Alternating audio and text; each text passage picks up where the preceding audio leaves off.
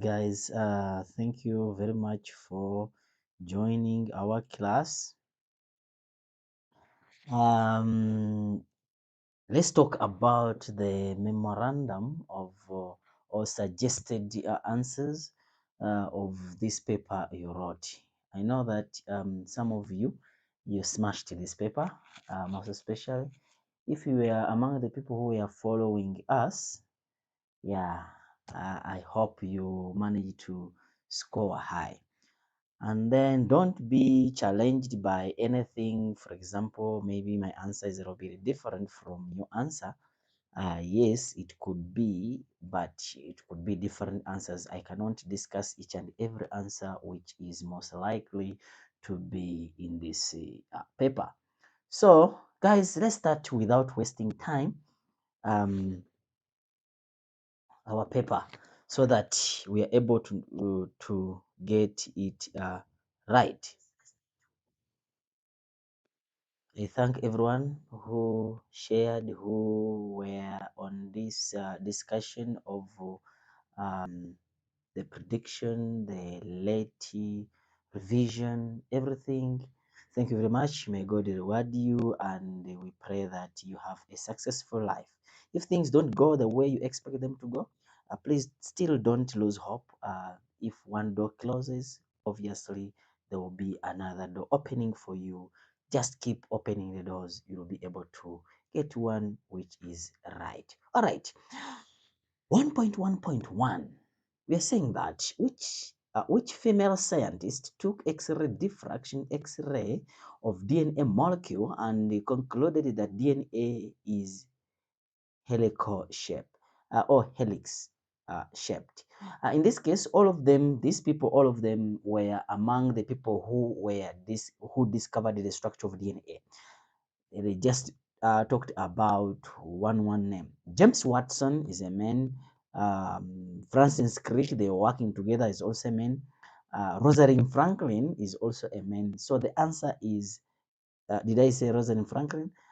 Maurice Wilkin is a man, and then Rosalind Franklin is a lady. Is the lady who died of cancer. Yes, so the answer, the most correct answer in this case is supposed to be B. A cell with the 14 chromosomes undergo meiosis. In this case, they're saying a cell with 14 chromosomes. They didn't say that this is a diploid, homologous chromosome. They just a cell with 14 chromosomes. They didn't say that a cell with homologous chromosome. So it means that they're just talking about 14 chromosomes. If they're homologous, then automatically it means that there are 7 chromosomes. So a cell with 14 chromosomes undergo meiosis.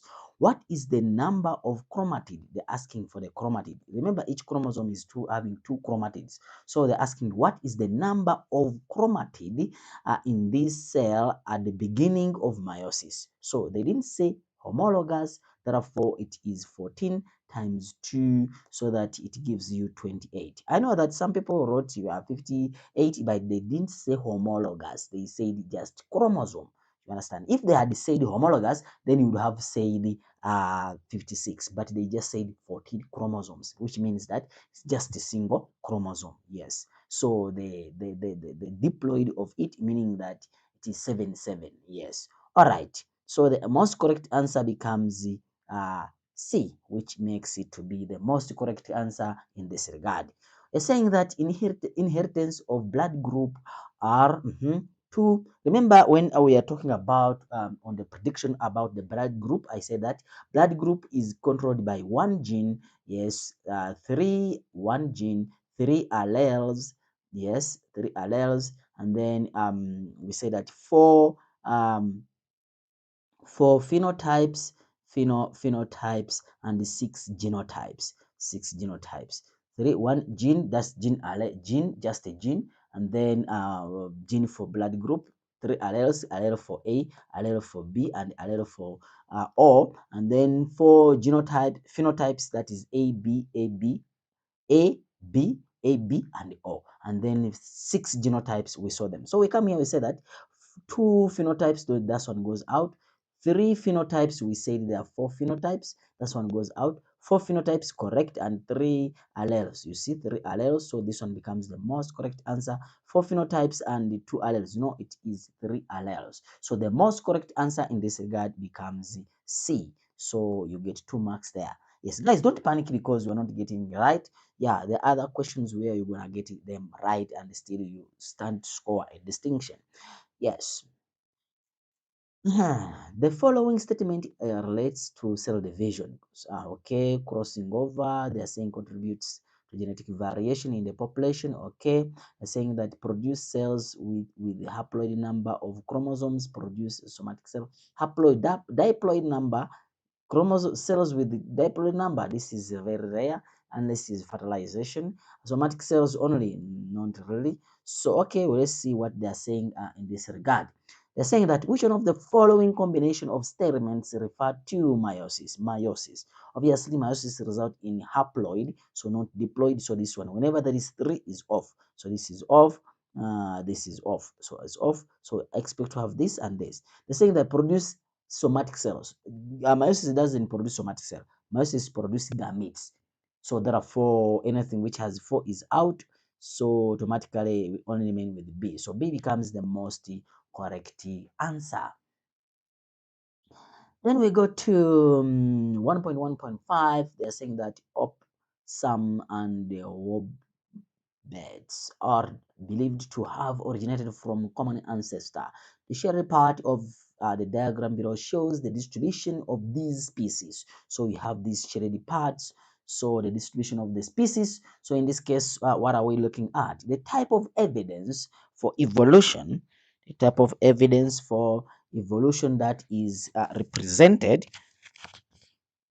in the diagram is, in this case, we are seeing that different lives are there. So therefore it is bio, because the different geography of the world therefore becomes biogeography. So A becomes the most correct answer. They're saying that the plant with yellow which is recessive, round which is dominant, is crossed with the green which is capital letter which is dominant, with wrinkled which is recessive. So meaning that you have capital Y, small y, and then capital R, small r, capital R, small r. So in this case, what are they asking? They're asking that which one of the following are possible genotypes of the parents one. So which parents resulted in the formation of this? So definitely I will need to have one which has a capital letter and one which has a small letter. Yes, so that when they combine, they form this, and then this. So if you look at this one goes out, not really, because of yes, this one, it goes out also. Yes, this one goes out. So the most correct answer, because this one will come, bring it this one there, and then this one brings that there, then this one brings that there. Yes, and then this brings that there. So the most correct answer becomes A. Yes, so that is it. We go to the next two. If this is 12, definitely this is 12. They're saying 27% of guanine is strand B. If this is 27, also this is 27. All right, because they are complementary to each other. So now they're asking you, they're saying that uh, they're saying that in the segment of DNA, there will be also 31% of adenine in strand 2. If you look at strand 2, 31% of adenine doesn't look to be right. 31% of adenine. If you look at this strand 2, 31% of adenine. Adenine, no, it's not indicated in this case. So that one's out. 12% of cytosine in strand 1, 12% of cytosine, we said is 27. So that one is also out. 31% of thymine in strand 2. Thymine in strand 2 is 31. Let's see the last one, 27% of cytosine in strand 2. Cytosine in strand 2 is 12. So definitely the most correct answer of meiosis, where chromatids are put opposite. They are saying chromatid. They are not saying chromosomes. They are saying chromatids. So in this case, when we talk about chromatids, it must be in a meiosis II. So therefore, where there is meiosis I is out. So the answer is either this or this. But they're saying chromatids. If they are chromatids, it means the chromatids are the one which are being pulled to opposite poles.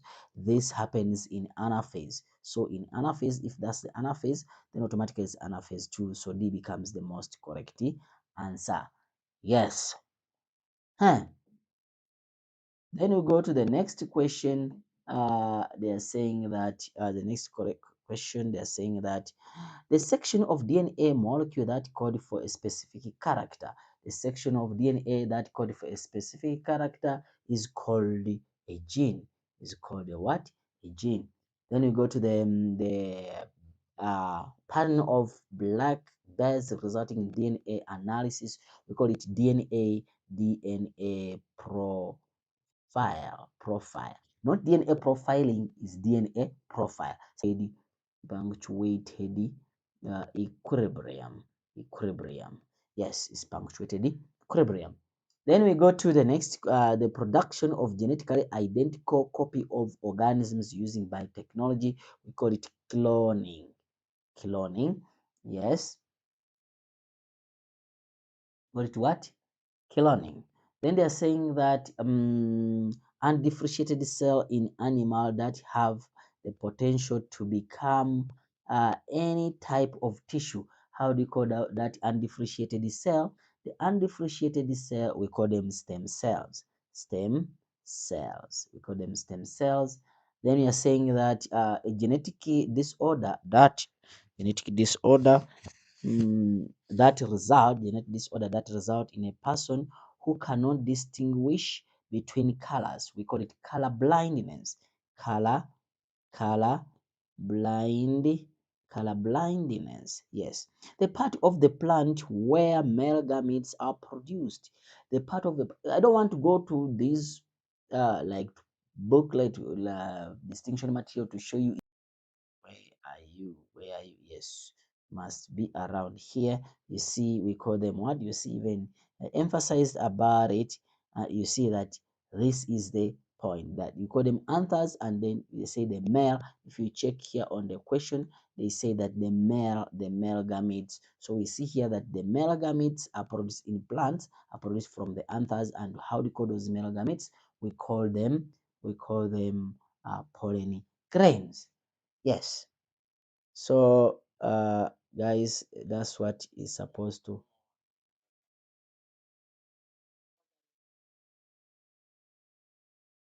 Yes. Then we go to the next question. The next question, they're asking you that the structure that join two chromatids together. How do you call the structure that joins two chromatids together? We call them the centromere. Centromere. So we call it a centromere. So you see, you have got 8 out of 8 in that regard. And then I think that guys, you are achieving to that point.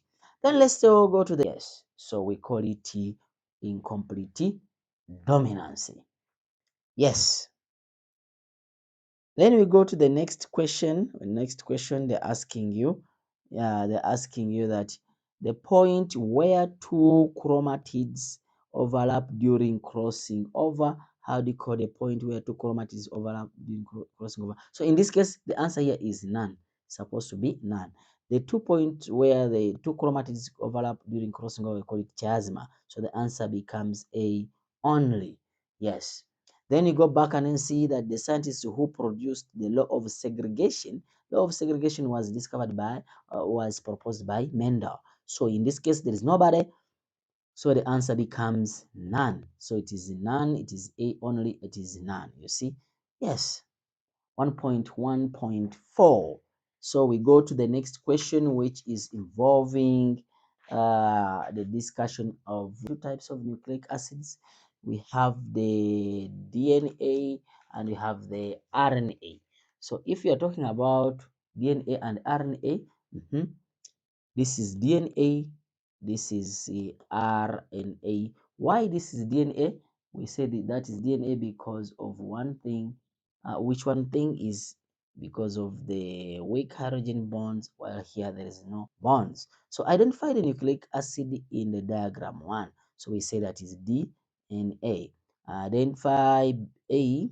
What is A? We said it's weak hydrogen bonds. Yes. And then he's saying that structure B, this is phosphate, phos, phosphate, phosphate group, or phosphate. Even if you say phosphate, you still get it right. Name the type of sugar found in nucleic acid represented in diagram 2. The sugar found there in diagram 2, because it is ribonucleic acid, therefore the sugar is ribose sugar.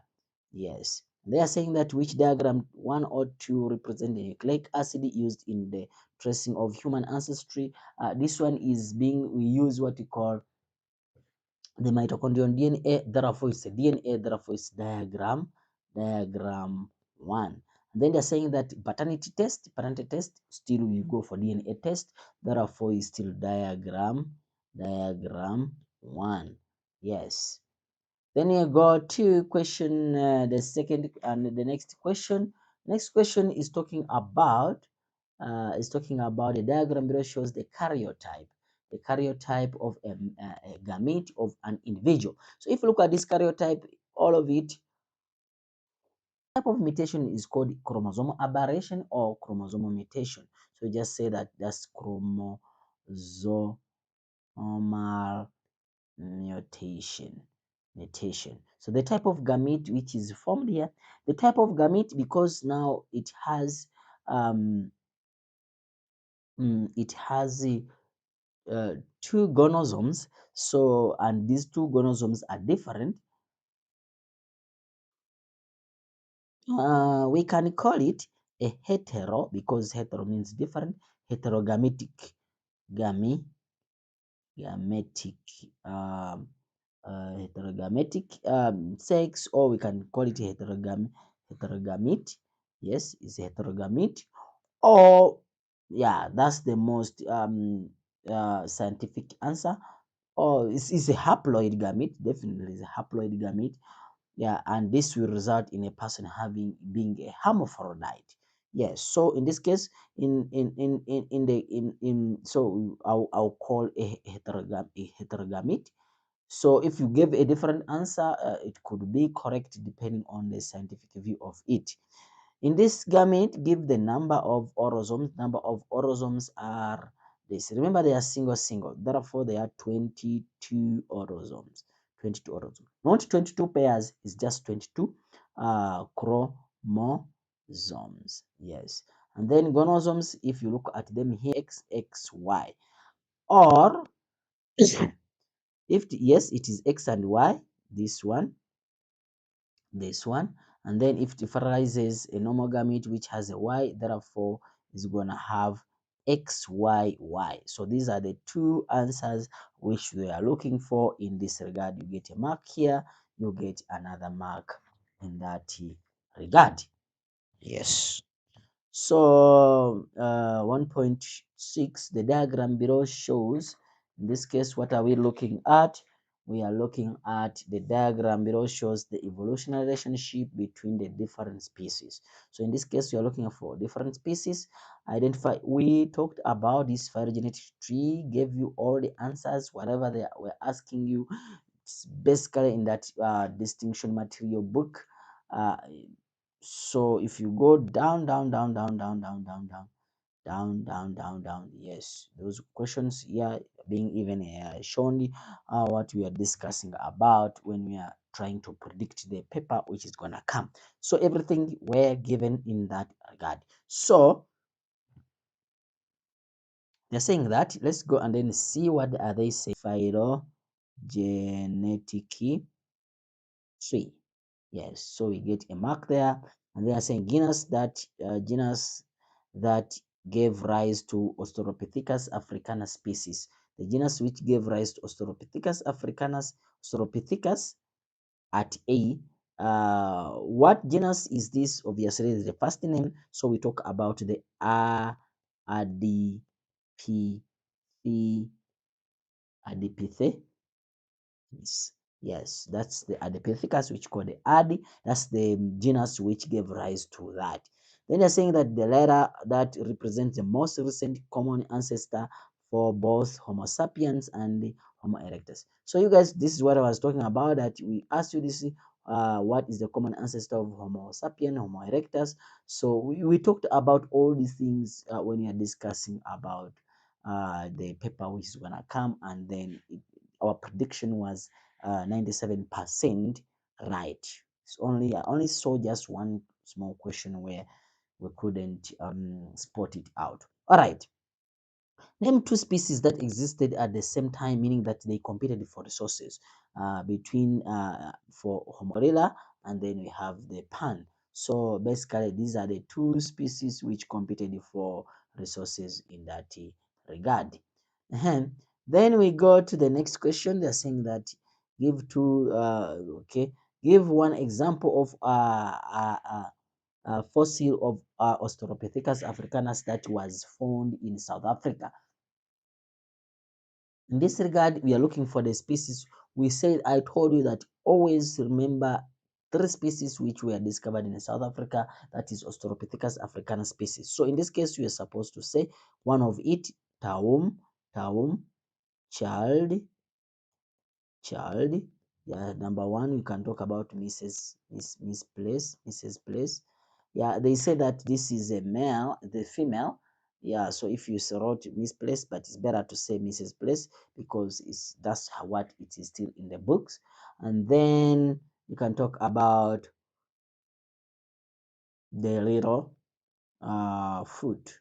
Yes, the little foot. So it's Taom Child, Mrs. Place, and then number three, little foot. They're just looking for just one. Yes, they are looking for just one. Guys, if you got 50 out of 50, congratulations. It's not 50%, it's 50 out of, so that the university or to be given a job or what. Yes, as long as you get decent, what you call the decent marks which is above your age. Yes, definitely. Yeah. But don't embarrass me. You get marks below your age. Guys, don't do that to me. Yes, it's like me spending the whole night trying to show you what's coming, and then you surprise me with such. All right, guys. All right, I know you did not do that to me. I know you guys, you got good marks. All right, let's go to question number 2. The diagram below represent the stage during synthesis of certain proteins. All right. So you have this, identify the organelle 3. This is a ribosome. It's a ribosome. Describe the role of molecule 1 in the stage of protein synthesis. So there they're just trying to ask you to describe the role of transferrin A. Basically, you're describing translation. Yeah, remember transferrin A carries the specific or the required amino acid to the ribosome. So it carries this amino acid and brings it to the ribosome. So it carries a required amino acid to the ribosome. So this is 2. So automatically, if this GGA, so it's gonna be CCU. So 2 is gonna be CCU. And then they're saying on the DNA molecule that code for histamide. DNA molecule, this is histamide, automatically is gonna be GTA. Yes, okay, let me show you how did we get the GTA. This is transferrin A converted to messenger, which is going to be CAU, and then convert it to DNA, which they are looking for, which is going to be G. A goes with the T, and then T goes with the A, and then gives you rise to that. So basically, that's how it's supposed to be done, because they said on DNA, and what is happening here is transferrin A. Therefore, you convert it into messenger RNA, then you convert it again into DNA. It is just a reverse. During synthesis of some proteins, there was a change in the amino acid sequence because alanine was replaced with the tryptophan. Alanine was replaced with the tryptophan. Explain the possible reason why this happened for this. Why was alanine replaced with the tryptophan with AA during the formation of messenger RNA? So that now if you have GG, it's supposed to be GG, yes. Now during the transcription, instead of G having CC, then it came to CAA. Eh? No. It came to CCUU. You understand? And then the transferrin A came to be GAA. And then instead of bringing the alanine, then it has to look for what code for GAA. GAA is tryptophan, so it's tryptophan which was brought instead of alanine. So in this case, where the problem came from is it came from during transcription, the two bases CC was replaced with UU. You see, was replaced with UU, and then the code became CUU. You understand? Yes, and then tryptophan was brought instead of alanine. So that's how we're supposed to explain. At least you're going to have to bring at least what? Here is what I told you, that emphasize this before, and then yes. So 6 marks, all the red thing means the marking point. Say that it's DNA double helix unwinds, yes, weak hydrogen bond break, unwinds, hydrogen bond break. So here there was another point which they included now to form two separate strands. Even if you don't write it, because you have too many points we can talk about, but if you wrote it, it's good, because that's the best.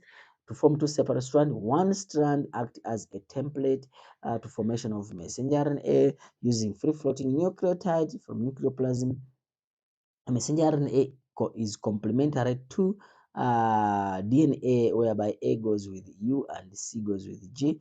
And then yes, and then you're saying that the messenger RNA now has a coded information for protein synthesis, which moves out of the nuclear pore, out of the nucleus via the nuclear pore to the ribosome in the cytoplasm. So basically, to the next question, they're saying that the diagram below represents metaphase one of meiosis. Guys, this is a cell membrane. I told you that when the cell is under metaphase, anaphase, we don't have nucleus, nuclear membrane, we only have cell membrane. So the answer here is cell membrane. State one function of A. Function of A is to produce production of spindle fiber, which are used to hold the chromosomes in their position. Yes. Explain the contribution of metaphase one in natural selection. So in this case, they are looking at how is this metaphase one going to help us to bring to bring about variation. Remember, variation is the one which help us to survive in the what? In the environment. So how is that going to help us to bring about variation? Yes, that's the meaning. That's what they're trying to mean. Other side. What if this one is here? Automatically they will form different combination. So because they align along themselves along the equator randomly, we don't know which one is which side. So they create different different gametes. Yes, these gametes, they have different chromosomes, and then these different chromosomes, they us in forming different individual who are going to suit or who are going to adapt to the environment differently. That's why you don't resemble your sister, you don't resemble your brother, you don't resemble your mother. Why? Because of the different combination. Or you have one, two characters, you resemble your sister or your mother. Yes. And the others, they resemble their neighbors. I don't know how did you resemble your neighbor. Yeah. Don't say that you don't resemble. Haven't you ever gone somewhere and then someone say that, oh, when you resemble someone I know? How did you resemble that person? Anyway, maybe the father was a great man. Describe the diagram below shows 4 possible daughter cells from the at the end of this meiosis. All right, so draw the cell D, including the fourth chromosome. So here they want just to see the variations which are happening. When I was explaining to this, someone asking me yesterday that, sir, do we need to shade? I told them, yes, you need to shade because those variations, those shaded areas, they mean marks. So I know that some of you, this one gave you a headache. How did you find it? But it was just a very simple thing. Let me show you. You come here. So the way how these chromosomes move is that all these, they will go, the last one they will go in one cell, the middle one go in another cell, they go in another, because they separate by 2 2. You understand? So now if we say that black, white, black, black, so I will look for one black, one white, three blacks, so it means that's that cell. Then I continue, I go to black and white, black and white, black and white, black and white. So I'll look for the one which has black and white, black and white, black and white. So it's this one. It has black and white, black and white, black and white. Also this one, black and white, black and white, black and white, black and white. So you see that it's the next cell which has black and white. One, you see the carvings are for this one. Yes. This one, you see the carvings for this one. Then automatically the one which is missing is this. So it means that you are supposed to draw this cell again, and then you add a white one, and then it's supposed to show how straight it is, everything the way it is. That's how it's supposed to be done. And then maybe you put the labels, you label them, and then you put a caption, so that 1 mark for caption, 1 mark for label, and 1 mark for drawing a correct maybe diagram, whatever marks they will be allocated. So as long as you drew it the way I'm telling you. Yes, so guys, you see, meiosis tend to be simple but difficult when it, or complicated when it comes to the paper, but you just have to keep on revising and revising.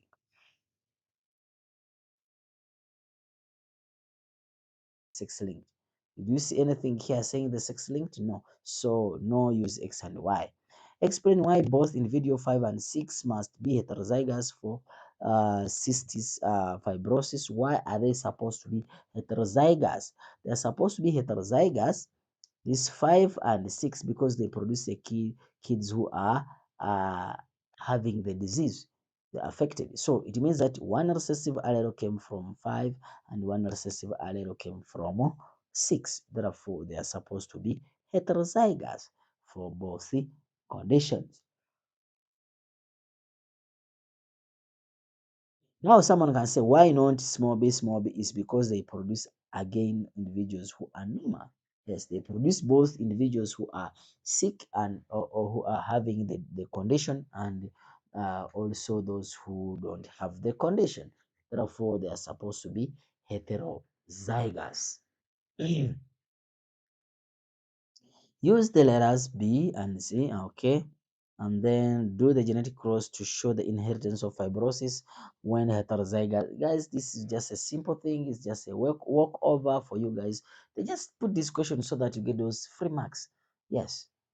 So they're saying that you have to say P1, obviously F1, that you tell us gonna be genotype is gonna be genotype. They said it is heterozygous, so it's capital B, small b. This one capital B, small b. Then you have meiosis. Meiosis is gonna take place. It's gonna be capital B, small b is gonna be capital B, small b, and then we call these ones gametes. Gametes. So you can draw a Punnett square method there, or you can just cross. So C, B with B, capital B, capital B, B with B, capital B, small b, B with B, capital B, small b, or small b, small b. So basically we call these ones offsprings, and then we call this one fertilization. For that one, fertilization. So in this case, that is how it's supposed to be done, and could be depending on whether you are whether you are they give a compulsory mark or not. So we come here, we give a mark for phenotype, give a mark for genotype, we give a mark for gametes, we give a mark for that, and then we give a mark for you telling us P1, F1, we give a mark for fertilization. Yes, you see all those marks. Maybe the compulsory mark was saying that you tell us the phenotypes. How many phenotypes? This is three normal, three normal, or without three normal, without fibrosis, and then one is affected with the fibrosis. And then when you go to the genotypes, you have one capital B, and then two capital B, small b, and then one small b, small b. So basically, that is it. That's how it's supposed to be done. So this question was just open for you guys to kill it and then get marks mahal. All right, let's go to the next question, that is 2.5. And then once we finish 2.5, we'll be able to have 100 marks. 100 marks out of 150, which is not a bad mark for you guys if you are a person who is looking for. Describe how genetic engineering of BTO was done. So in this case, they brought a gene of a plant which is resistant to those insects, and then they inserted it into this bt corn. Therefore the bt corn started to be also resistant, and then they kept on reducing the amount of insecticide they are using. So they just crossed the gene for a gene which is from a plant which is resistant to those insects. Yes, remember insecticide, they kill the insects. Yes, so that's how it became to be more resistant. So describe the relationship between the land and the grow BT corn and amount of insecticide. Land to grow BT corn and amount of insecticide. So basically, they're asking you to describe. They're not asking you to explain. Explanation, you require a reason why. So in this case, they're just looking at as the number as the land size increases, yes, the amount of insecticide used decreases. Yes, as the land size increases, yes, land size used to grow BT corn, yes, increase the amount of insects. Two other plant characteristics that are genetically engineered to increase food security. Two other plant characteristics. They're looking for characteristics. You can talk about the size of fruit, the size of fruit. You can talk about the the shelf life. Yes, how long does it take stay in there? You can talk about the sweetness of the fruit. You can talk about the juice. You can talk about, there are so many things you can look at just to increase the food security. Then lastly on this question is draw the bar graph to represent, let me see, the percentage land used between that here and here. So they are looking for only this. They are not only this and this. Therefore, year, since year is time, always is supposed to go on the x-axis. So the years is supposed to be here, 1995, 1995, 1995, 2000, what did I say, 2000, 2005, 2005, 2010. So like that. So maybe it's 0, this is 10, or 24, then the fifth one is 60. You see, yeah, remember when you're marking, don't forget guys that we're supposed to check here the size of this and the size of this are the same, size of this and the size of this are the same. Yes, also the space here is the same. Yes, the space is the same. Then now we give you the caption. Caption must have two the variables, this variable here and the variable here. If you look at here, this variable is saying that land used to grow bt corn in percentage. So you tell us that land used to grow bt corn, and then you put there in percentage. So we come and give you labeling the axis correct, and then you look at the scale. See the scale correct, then we also give you a mark for you having a correct scale. Then you come here, we give you maybe 2 marks for plotting properly. Then you give you a mark for correct type of the graph. then you give a mark for caption. You see, yes, that's how you accumulate marks. So you give 1, 2, 3, 4, 5, 6, yes, one maybe any other mark depending on their marking guideline. Yes, so you see that this question was also simple.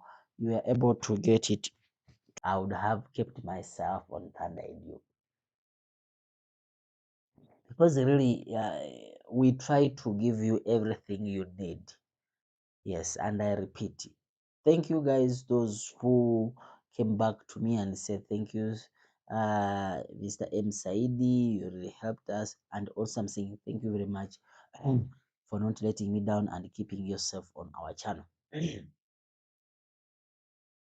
A certain country, 20 to 25,000 individuals were suffering from hemophilia between 2012 and 2020. Hemophilia is a genetic disorder caused by mutation.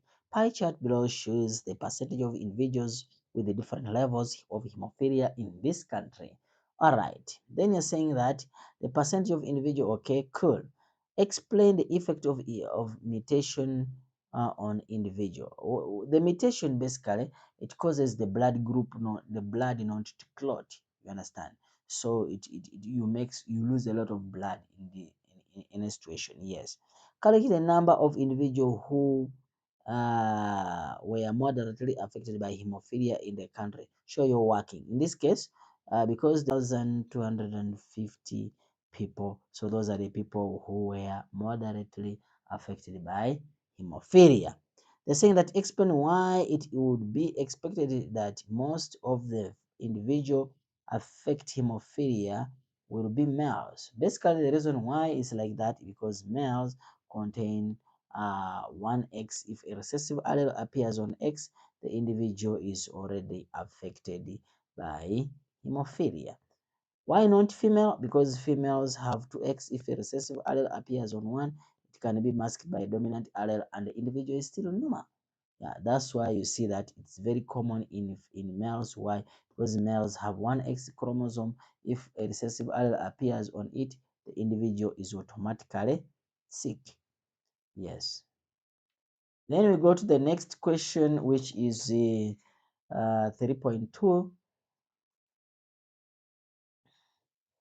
3.2, what are they talking about?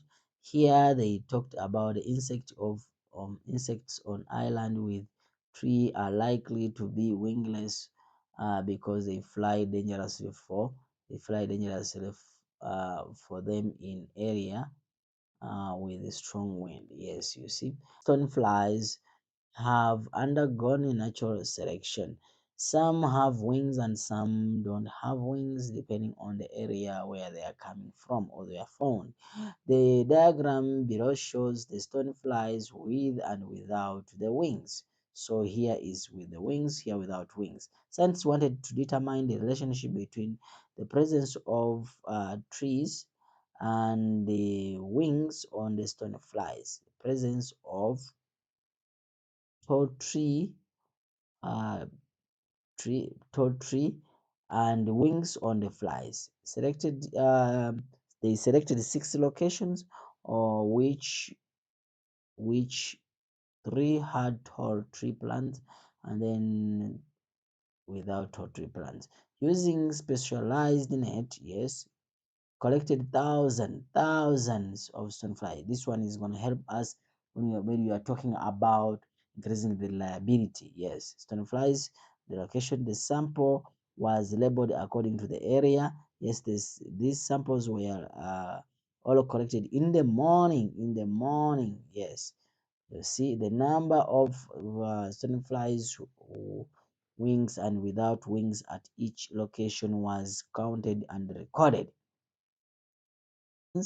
Presence or absence of tree, yes, on the island, of tree on the island, yes. And then this one is still presence or absence of the wings. So the wings will depend whether there is a presence of trees or there is absence of trees. Yeah, this is just a general question. State 2 factors that were kept constant. In this case, The factors which were kept constant is the collecting time. They were collecting in the morning, yes, collecting time, and also the method of collecting. Yes, they used the specialized nets. Yes, method of collecting, it was one, and the time of collecting was one. There are even others which you talked about and we have not talked about them. Yes, they also might be correct. State two ways in which the reliability of this investigation was ensured. Yes, was ensured. So standardized data collection, it is just a standard. The way how you are collecting data is the same. So that increases in reliability, and also replication of these uh, individuals. So in this case, if you look at them, you'll find out that we used thousands of. It would be it would have expected the more stoneflies with no wings in area without trees. We expect that because of the natural selection. How did natural selection? Those flies with wings could fly, and then they're being blown away by strong wind. While these ones, you see, yes, by strong wind. While those ones without wings, they were holding themselves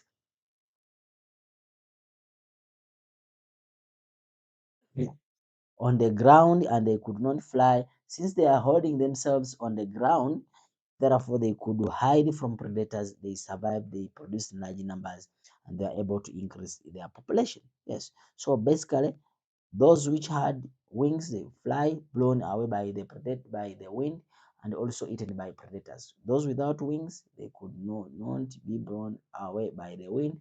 They could hide from predators. They could survive. They will reproduce in large numbers. Basically, that is it in that regard, which is natural selection. While here, describe how Lamarck would have explained the evolution of stoneflies. When I was talking about Lamarck, only people know that the more frequently use the structure, the more becomes bigger and stronger. If you don't use it, becomes smaller and being applied. There was no variation among these stoneflies. All of them had wings. Yes, the stoneflies started to use the wings less frequently, and then the wings became smaller.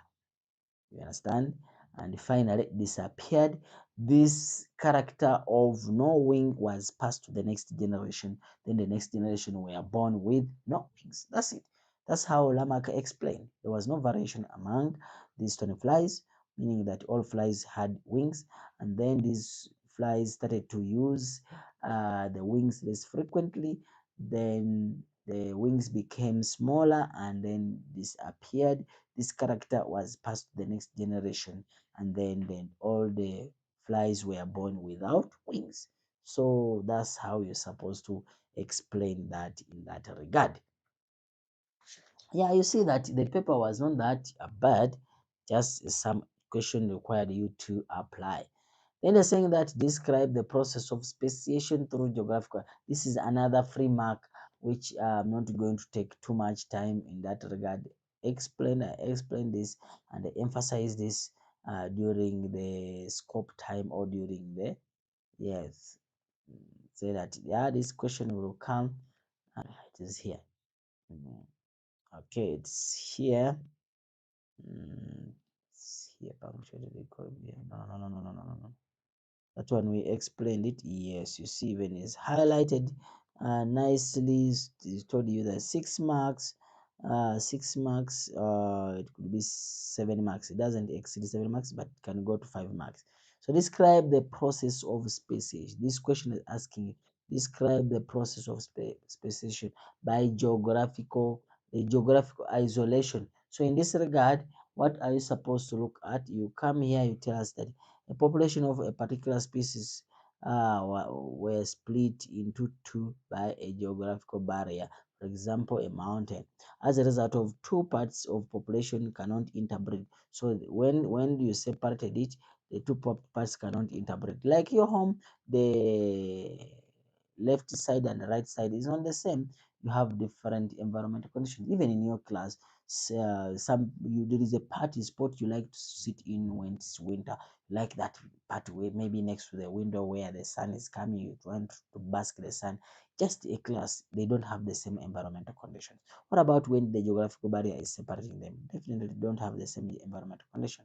Because of the geographical barrier, there is no gene flow, they could not cross each other. Typically different. Yes, they became genotypically and phenotypically different. I don't see people asking me questions. Ne? Maybe you got it right. Ne? Yes, if you have a question, let me know because I'm on live. Ne? It's not just talking. Ne? Not just talking. Ne? Yes, I'm on live. You understand? Yes. So if you what when you say as a result the two population became genotypical, you start with the word genotypically before you go to phenotypically because it's a genotype which determines the phenotype. Yeah. Yeah. Even if the two population mix later or again, they will not be able to interbreed. Yes, produce a fertile offspring. The word is fertile, not viable. So therefore, both or one or both population has new species. That's what they were looking for, so that you get your 6 marks in this regard. Mahala. I call them Mahala marks. Yes. Then we go to the next question, saying that list three. The diagram represents the skull of hominid. All right. These three similarities between for correct judgment. Name one species in the diagram that is prognanthus.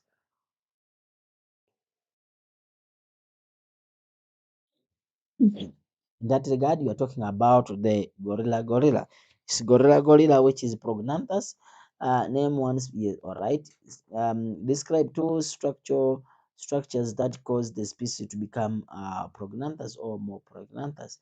First of all, we talk about the protruding jaws. Secondly, we talk about the flat face.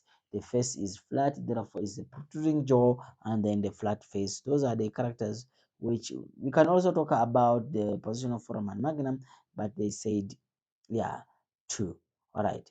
Hominid was a bipedal for most of its time or adult time. Yes. Explain how the structure of hominid skull would have assisted in bipedalism.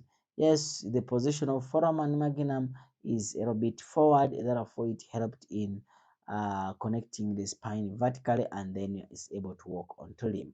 Yes, the position of foramen magnum is a little bit forward, which helped to connect the spine vertically, and then she was able to walk on two limbs. So basically that's it. Describe the difference. One is short and wider, wider, and then this one is long and narrow, so that's if you go to our distinction material book, you'll find out that we highlighted this very well when it came to that.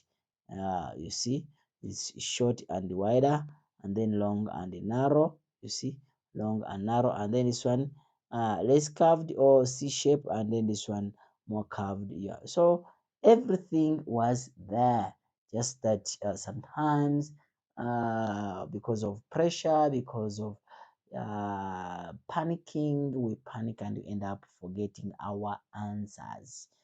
Ish, that's a very bad thing. Ne? Yes. Explain why gorilla species have cranial ridges. They have cranial ridges. Cranial ridges are these ones. Cranial ridges are these ones. Yes, these things. Yes, these ridges. Yeah, it's not like human. They have cranial ridges for muscle attachment. Muscle attachment because gorilla they feed on raw food. Yes, so basically is for muscle attachment because it requires a strong is something. It looks like how do they call it? It looks like the trastramonia. It looks like a eggplant. Yes, it looks like eggplant, and it is very toxic. Yes, it used to kill soldiers. This thing is there. Flower open in evening and then release a powerful fragments which attract hawk moth. the tree produce a high they produce highly addictive nectar, which highly addictive nectar, yes, which do what? Yeah. Which ensure that it ensures that the hawk's moth stay longer inside the flower and can only visit the Stramonia, the true flowers. So they're asking you explain two ways in which yes, explain two ways in which this tetra is ensure. Explain two ways is a key point. Basically, what they do is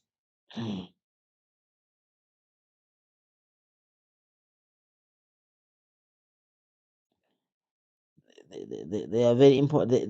They help in number one. They tend to open the flowers in the evening. Yes. So if they open the flowers in the evening, you see.